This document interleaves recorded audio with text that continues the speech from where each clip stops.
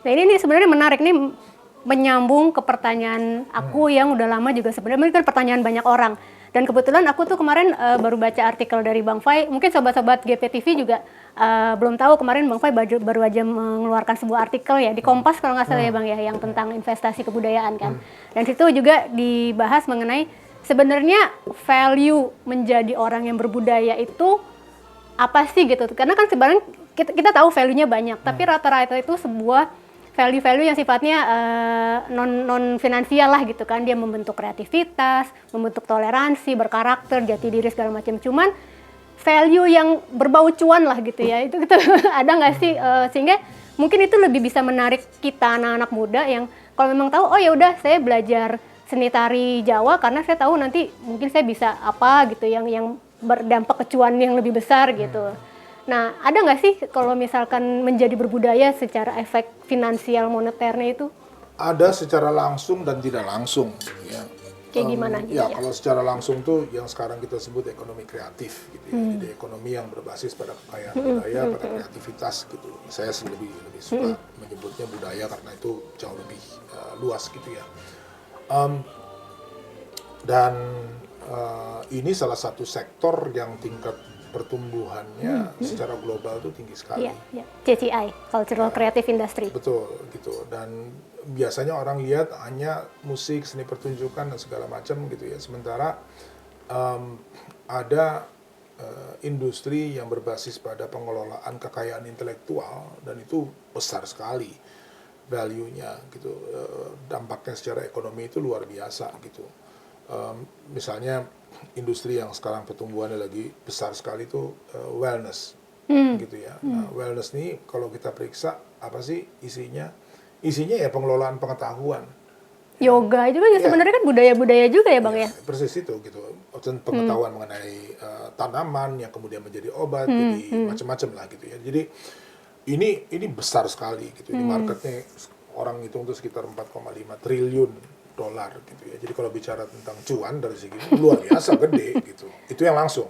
Jadi kita bisa mengkaitkan misalkan seni-seni tari dengan wellness gitu kali ya? Banyak kemungkinan kayak begitu. Dan sebetulnya teman-teman di luar sana udah banyak mempraktekkan gitu. Tapi lagi ya inisiatifnya bagus banyak, tapi yang bikin kerangka untuk mengorganisasi ini sehingga bisa menjadi kekuatan masih terbatas. Gitu ya. Jadi belum banyak mewujud yang jadi mau karya masuk ke gitu sana. ya? Mewujud menjadi struktur sebetulnya gitu yang jauh lebih solid gitu ya, sehingga sektor itu memang betul-betul bisa tumbuh dengan baik. Itu yang langsung ya, itu yang langsung. Nah, yang tidak kalah pentingnya adalah yang tidak langsung gitu ya. Orang sering lihat, aduh, bikin kegiatan festival keluar duit banyak ya gitu. Dan nggak bisa jual tiket gitu, ataupun misalnya jualan tiketnya jauh dibanding cost yang mereka keluarkan gitu, sehingga seringkali dianggap tidak Jual ekonomis. rugi gitu ya. Gitu. Nah, problemnya adalah kalau yang dihitung investasi di bidang kebudayaan, taruhlah misalnya kita tanam 100 gitu ya. Terus kemudian kembalinya 20, dianggap rugi 80. Secara finansial Secara padahal. finansial. Nah, saya selalu bilang gitu, lihat dong dampaknya yang lebih besar. Mampu nggak dia menggerakkan perekonomian, ya, sebagai akibat dari kehadiran si kegiatan itu. Kota London hidup dari sana sekarang ini. Ya, mereka tanam miliaran dolar untuk kemudian mendapat 3,03 triliun. Dari seni pertunjukan dan ini. Iya, dari kemudian tamu datang, hotel, restoran dan segala macam tuh semua ekonominya bergerak karena adanya si event-event ini. Eventnya sendiri tidak menghasilkan. Ya, museumnya gratis kok. Dan dikeluarkan subsidi itu jutaan pound gitu setiap tahun gitu. Tapi dia tahu bahwa kalau saya investasi di sini, akibat di sini nih yang akan saya pariwisatanya ya dapat gitu. Itu kalau berbicara yang nominal langsung ya. Yang sekarang juga mulai dihitung oleh orang adalah dampak dari kegiatan-kegiatan kebudayaan ini terhadap pembangunan manusianya. Ya, misalnya ya, sering nonton festival membuat orang menjadi lebih toleran, ya, menjadi lebih bisa nerima perbedaan, oke gitu ya. Sehingga ongkos yang biasanya dikeluarkan gitu ya untuk mencegah tindakan intoleran apa segala macam itu sudah tertutup oleh ini. Tapi ngukurnya gimana, Bang? Banyak sekarang orang yang udah bikin social return on investment gitu ya, menghitung yang seperti ini yang saya ceritain di artikel itu. Iya. Ya belum ngasih contoh gitu memang gitu. Tapi itu udah banyak sekali ya. Ada studi-studi bahkan tentang Tasikmalaya, tentang apa gitu ya. Teman-teman tuh udah cukup banyak bikin ya. Yang sekarang kita lagi coba rintis ya dengan BRIN, mengukur misalnya korelasi di antara orang yang terlibat dalam kegiatan kreatif atau kegiatan budaya sebagai penonton atau apapun gitu ya, korelasinya dengan produktivitas. Ya, dengan kreativitas, inovasi. Kita selalu bilang SDM kita harus inovatif, kreatif. Nonton kesenian aja kagak. mau dapat dari mana gitu. Kalau dapatnya nonton ya bukan apa-apa ya. Nonton yang udah industri hiburan yang hebat kayak K-pop gitu ya. K-pop atau film dan segala macam, ya kita udah tinggal menjadi penikmat, nggak perlu mikirin segala macam, tinggal bagian kagumnya aja. Ya, tapi kalau berharap kita melahirkan pribadi-pribadi yang lebih inovatif, kreatif, mau mencari gitu ya, ya memang mesti ditantang gitu ya. Dan banyak sekali ekspresi kesenian sebetulnya membuka ruang pada itu ya.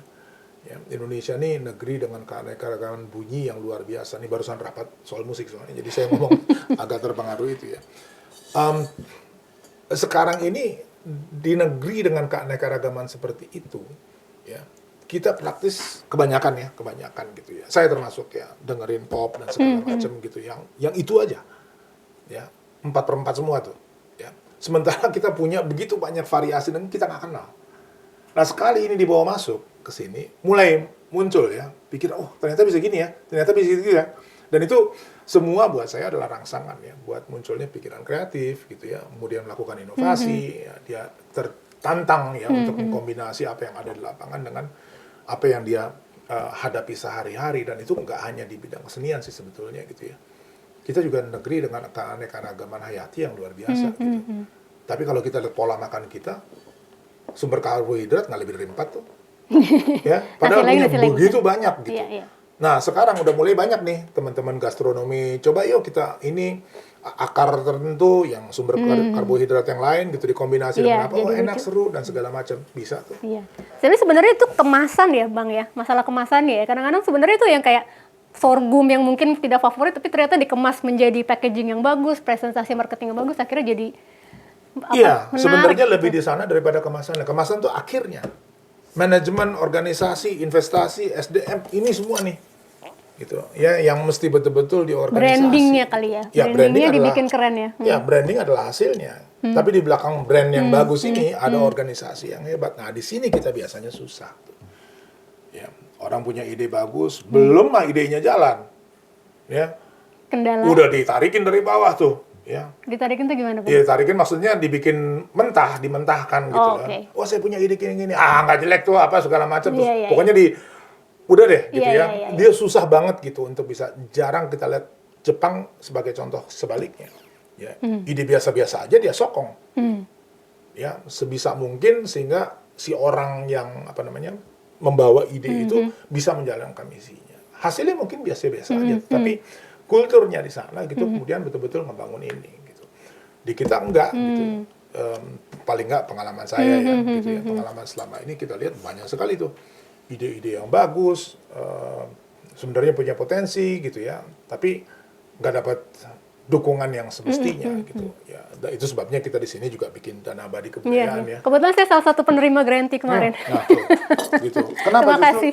Justru karena ide-ide yang seperti ini susah dapat tempat gitu ya di dalam skema yang berlaku sekarang ini gitu ya. Ya contoh baru ya kan kejadian nih teman-teman di Sarinah ada masalah dengan pameran yang kemudian ditutup gitu ya. Karena ya belum juga ini berkembang gitu ya, langsung ditagih harus bisa menghasilkan.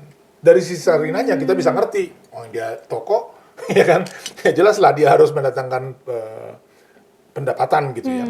Tapi pada saat bersamaan kita nggak bisa dong tagih si penyelenggara ini betul-betul langsung bisa menghasilkan gitu ya. Periksa deh art fair atau art market mana di dunia ini yang dalam 3 tahun langsung bisa menarik, nggak ada. pasti akan makan waktu lama. Nah ini nih yang saya sebut investasi, ya, dan di belakangnya investasi itu bukan hanya sumber daya keuangan gitu ya, tetapi organisasi, pengetahuan, yang semuanya dipadu gitu ya, sehingga betul-betul menjadi satu kekuatan. Nah kalau bicara tentang apa yang kurang di Indonesia ya, itu yang kita kurang. Gitu. Mungkin karena juga angka-angkanya itu walaupun dari segi yang non moneter gitu ya, itu kurang kelihatan gitu ya. Misalkan efek budaya Betul. membentuk toleransi, terus akhirnya memberi dampak 50% atau terwujud dalam angka gitu. Dan Betul. itu yang kurang diketahui, kurang kelihatan dan kurang digadang-gadang gitu kali ya. Jadi, betul, banyak yang sekarang udah punya analisis kualitatifnya lah sebut gitu ya. Gitu. Tapi menerjemahkannya menjadi angka tuh sangat kurang gitu. Saya juga bukan orang yang senang-senang banget segala macam diterjemahin ke dalam angka gitu ya. Tetapi untuk berbicara ya di dalam platform yang sama, kadang kita memang perlu menyederhanakan sebagai itu. evidence ya. Sebagai evidence gitu. Kalau enggak orang kan ya itu kata lu gitu. Tapi benernya bagaimana gitu. Nah itu perlu kita bantu, dan sekarang lagi kita rintis ya, mudah-mudahan sih akhir tahun deh udah keluar tuh hitungan-hitungan seperti itu ya, jadi bisa kasih lihat Masuk korelasi di IPK ya Pak ya? masuk di IPK betul. Oke, jadi nge-recap sedikit Bang dari yang tadi kita bicarakan. Jadi pertama itu hal yang penting itu adalah relevansi. Ya. Supaya Pancasila bisa terwujud dalam keseharian, mereka harus paham apa manfaatnya buat saya juga secara individu dan mungkin secara di masyarakat gitu ya. Dan itu yang mungkin I don't know, harus dibentuk oleh program-program pendidikan dan program mungkin dari kebudayaannya juga apa gitu ya. Terus juga masalah mungkin lebih ke penguatan kekuatan si industrinya ya tadi ya, industrinya, sehingga budaya-budaya atau aset bangsa yang mungkin sama ini kurang terangkat itu bisa lebih muncul ke permukaan dan mungkin bisa dikreasikan gitu ya menjadi sebuah industri kreatif. Dan bisa menjadi ini juga lah ya, pemasukan dan devisa gitu dari segi kreatif. Tapi berarti dari lebih jauh lagi strategi dari Dirjen Kebudayaan sendiri apa Bang? Untuk anak-anak muda supaya bisa lebih Pancasilais dan lebih budayawan. Lebih budayawan juga. Ya kita sebenarnya ada ya dokumen strategi kebudayaan yang dirumuskan tahun 2018 gitu ya, dan sekarang sudah jadi peraturan presiden gitu. Dan intinya sama sih seperti yang tadi kita sempat bicarakan ya, bahwa harus ada ruang ya bagi keragaman budaya sehingga menghasilkan kebudayaan inklusif gitu. Itu penting sekali gitu. Terus juga ada langkah yang penting untuk menggali ya, tradisi sehingga dia memperkaya nih yang besar ini gitu ya, karena ketika sekarang kita bicara tentang kebudayaan Indonesia itu apa sih gitu ya, seringkali orang kesulitan gitu ya, dan salah satu kesulitannya ya karena nggak kenal ya kebudayaan lokal yang membentuk yang nasional ini gitu ya. Atau dianggapnya ini mungkin boring gitu ya Bang ya. Boring, lama, ya bukan bagian dari nggak kekinian tidak gitu. relevan, itu tadi ya soal relevansi gitu ya. Itu ada. Terus juga kita poin yang sangat penting dalam strategi budaya yang dirumuskan itu terkait lingkungan ya. Ya. Dan itu saya kira untuk 20 tahun ke depan akan jadi soal yang sangat serius gitu ya, soal iklim, soal lingkungan secara umum gitu ya. Jadi itu ada poin seperti itu. Jadi dari segitu sih di tingkat kebijakan kita udah lumayan cover. Tapi tentu kalau bicara lebih praktis, lantas gimana sih dalam secara konkret gitu ya untuk anak-anak muda terutama gitu ya. Nah, saya biasanya mulai dari satu premis gitu ya, bahwa keliru kalau kita menganggap anak-anak muda nggak peduli gitu ya. Kepeduliannya, minatnya besar sekali. Hanya saja ruang bagi mereka untuk mengekspresikan kepeduliannya itu apa. Ya. Sekolah karena tadi ya beban pelajaran yang begitu banyak ya, harus dituntut nanti masuk perguruan tinggi dan segala macam, berkurang menjadi ruang dibandingkan dulu saya kuliah ya gitu ya. Zaman itu kita waktunya cukup panjang dan relatif longgar ya untuk mengembangkan macam-macam hal gitu ya, berkegiatan, berkesenian dan seterusnya kayak gitu. Sekarang enggak gitu. karena tekanan apa juga ya, karena tekanan ekonomi gitu, kalau kelamaan kuliahnya mahal gitu ya. Jadi ada banyak sekali kondisi dalam masyarakat kita yang menekan anak-anak muda kita berkreasi, sehingga sulit gitu untuk mengharapkan tumbuh. Jadi ini sekarang perlu dibuka ruang-ruang untuk itu gitu ya. Dan saya kira metodenya mungkin juga akan bervariasi ya, di perkotaan berbeda. Kalau kita bicara di daerah perdesaan juga mungkin akan berbeda lagi strategi. Tapi ruang itu menjadi sangat-sangat penting gitu ya. Dan hal lain, kesempatan gitu ya, itu juga saya kira memberi anak-anak ini kesempatan gitu untuk mengartikulasikan apa yang mereka pikir penting. Dan ini di dalam masyarakat kita yang rada paternalistik gitu ya, apa kata orang tua gitu ya, itu forumnya untuk anak muda ngomong di antara mereka, mengekspresikan apa yang mereka pikirkan masih terbatas gitu. Akhirnya apa? Larinya ke platform media sosial. Ya, dan di sini udah chaotic gitu ya. Siapapun akan bersuara dan segala macam, susah sekali untuk dikonsolidasi gitu. Jadi soalnya buat saya bukan bagaimana menumbuhkan minat anak-anak, tapi gimana caranya memberi ruang sehingga ekspresi yang tersebar di mana-mana itu bisa terkumpul dan kelihatan gitu. Ini masalah visibility ya, soal keterlihatan juga gitu ya. Banyak anak-anak luar biasa kok gitu ya. Mereka melakukan banyak sekali inisiatif yang bagus-bagus gitu. Karena kemarin atau dalam beberapa hari ini saya sering lihat gitu, teman-teman yang bersihin sungai itu, bersihin yang di Bandung, sampah dan segala macam, nggak ada yang nyuruh tuh. Saya nggak tahu mereka hafal nggak tuh, macam-macam. Ya, tapi dia melakukan untuk apa? Bukan untuk dia, pasti kepedulian aja ya. Kepedulian karena dia pengen nih hidup sehat dan seterusnya. Dan kesadaran semacam ini di kalangan anak-anak muda ini kuat sekali, ya, lingkungan terutama ya. Jadi tinggal diarahkan aja sebenarnya ya. Ya, arahkan, atau buat saya lebih bagus beri ruang sehingga mereka bisa melihat sendiri gitu ya. Karena yang muncul dari dalam itu senantiasa akan jauh lebih kuat daripada apa yang ditanam dari luar. Ya, dan itu buat saya di dalam strategi kebudayaan itu penting sekali gitu ya. Kita, kalau saya biasanya bilang, kebudayaan itu tumbuh. Ya, dia mulai dari benih kemudian tumbuh menjadi sesuatu yang kuat. Bukan dibuat modelnya kemudian ditanam gitu ya, sehingga kemudian orang mengikuti itu. Enggak, gitu. Dia harus bisa ditumbuhkan dari dalam gitu. Dan itu kerjaan yang enggak mudah gitu ya. Dan sering kali dibilang, wah, apa nanti jaminan hasilnya? Waduh, kalau kamu bicara jaminan hasil susah lah gitu. Iya, seperti ya itu tadi, kayak itu bisnis aja kita nggak tahu hasilnya apa.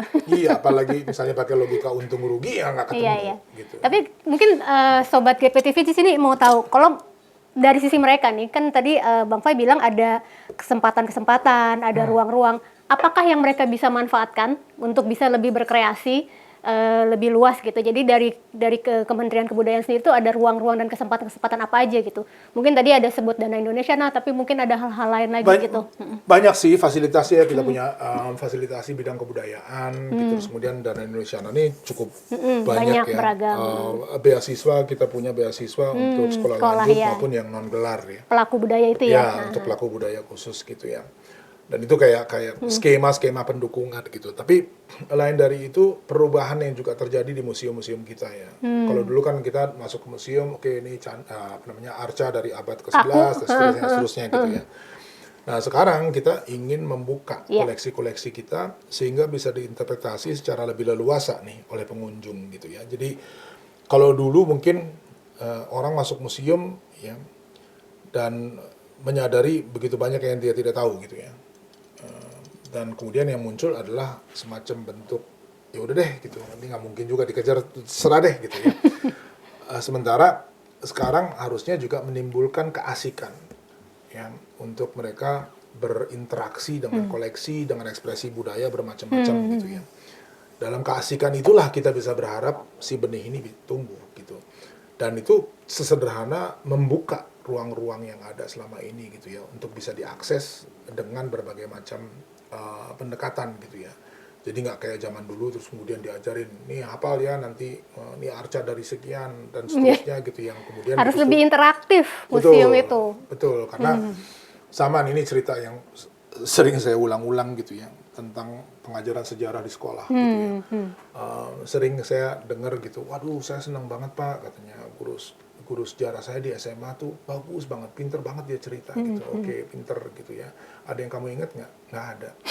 Gitu. Jadi yang dia ingat sebenarnya cara berceritanya itu. Nah, maksudnya gitu ya, orang akan lebih terkesan ya ketika dia bisa berinteraksi dengan sesuatu yang naratif.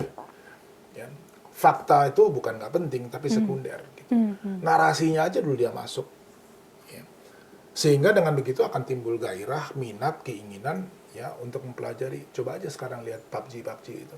Apa? Game. Game. Gamers ini dia mempelajari detail dari game itu sama seperti seorang sejarawan mempelajari fakta-fakta sejarah.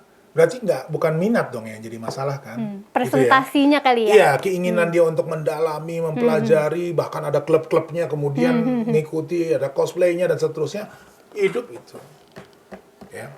Jadi problemnya bukan di soal tidak adanya minat atau perhatian dan segala macam gitu. Apa yang kemudian memicu dia untuk bisa masuk di dalam dunia itu.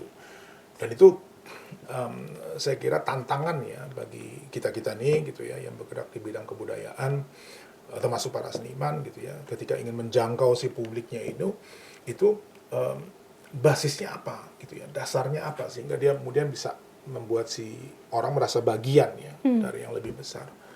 Dan ya nggak ada cetak birunya, ya nggak ada rumusnya gitu, nggak ada yang siap pakai kemudian bisa langsung digunakan gitu ya. Tetapi jika dikerjakan program-program ini dengan konsisten, ruang-ruang bisa terus dibuka, kita bisa berharap ya si benih-benih itu perlahan tumbuh gitu. Dan sering orang nanti gimana cara ngukurnya? Apakah benih yang tumbuh itu bisa kita klaim sebagai hasil pekerjaan? Buat saya nggak penting. Yang penting dia tumbuh gitu loh, ya. Mau dinilai berhasil atau enggak itu urusan sekunder, itu urusan administrasi pemerintahan gitu. Tapi yang lebih penting sebenarnya ini dalam kenyataan memang terjadi gitu. Ya berarti setuju sih. Jadi kadang-kadang sebenarnya juga salah satu faktor penting adalah bagaimana mengemas nilai-nilai Pancasila dan budaya menjadi sesuatu yang lebih kekinian gitu ya. Gitu. Misalkan kayak kita, oke lah bentuknya mungkin games, tapi games tentang ada nilai-nilai Pancasila di situ kan, tapi bentuknya games atau board games. Ya, atau AR, VR atau apalah dan semua digital. Itu bener banget, tapi juga hati-hati. Ya, hati-hati menjadi artifisial. Ya, sering saya dengar tuh gitu. Wah, yang penting nih kita gimana packaging, gimana membungkus apa segala macam. Membuat sesuatu menjadi sederhana agar bisa ditangkap dan kemudian diresapi ya oleh orang berbeda dengan menyederhanakan gitu ya. Jadi kalau misalnya menyederhanakan ya sama, tapi sifatnya cuman kita ngasih nih gitu ya. Kayak